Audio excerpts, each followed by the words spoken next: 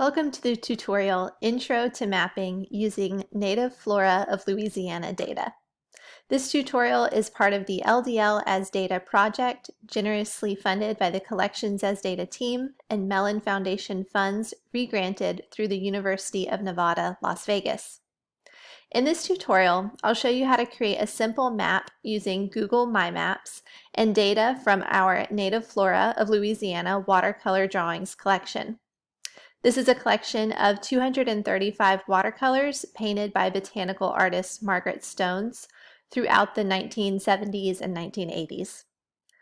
Mapping the plants illustrated in this collection is a way to learn or teach simple digital mapping tools using geographic data. Also, the content of the map will illustrate the botanical diversity of Louisiana, as well as provide a visual of the regions in which different plant species grow. We will be building the map using data available for download on the LDL. LDL users can download the entirety of a collection's metadata as a single CSV file. The CSV file can be opened by a standard spreadsheet application without requiring technical knowledge of the XML encoding in which LDL metadata is natively stored. So you can see a link right here. This would be the link to download a CSV file of all of the metadata included in this collection. The metadata for the Native Flora of Louisiana collection is particularly rich.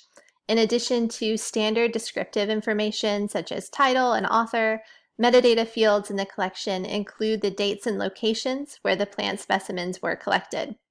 With the included location data, which identifies in which parish each plant was collected, we can generate latitude and longitude coordinates to import into our Google map. Those specific geocodes are not included in the collection metadata, but we have linked the spreadsheet with added latitude and longitude coordinates for you to download. So the first thing you'll do in creating this map is to download the necessary files that we've linked for you. The files you'll need are a KML file that I have downloaded to my desktop right here. A KML file that's a keyhole markup language is what KML stands for, and it's a file designed to hold geographic data. You'll also download this spreadsheet. The spreadsheet includes all of the metadata about each item in this collection.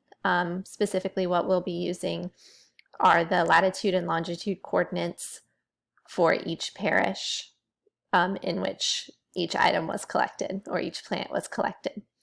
So download those two files and have them in a place that you can easily locate. Once you have those files ready, you'll navigate to google.com/maps/D.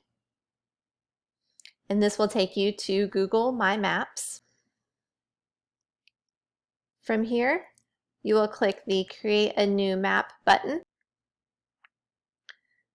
We will title our map Native Flora of Louisiana and click Save.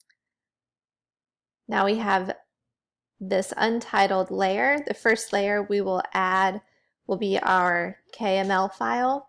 Our KML file provides the geographic data that allows us to specify each parish in Louisiana. So we'll call this Louisiana parishes. And we will import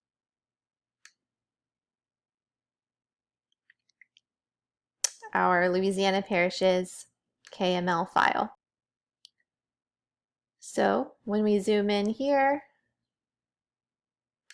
you can see that we now have each parish in Louisiana outlined as a region. Next, we will add the geographic data for our plants in our collection. So I'm clicking Add Layer.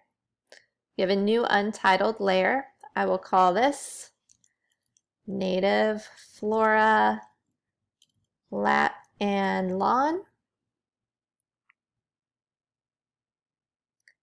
Clicking Import. And now the file we'll import is this native Flora of Louisiana spreadsheet.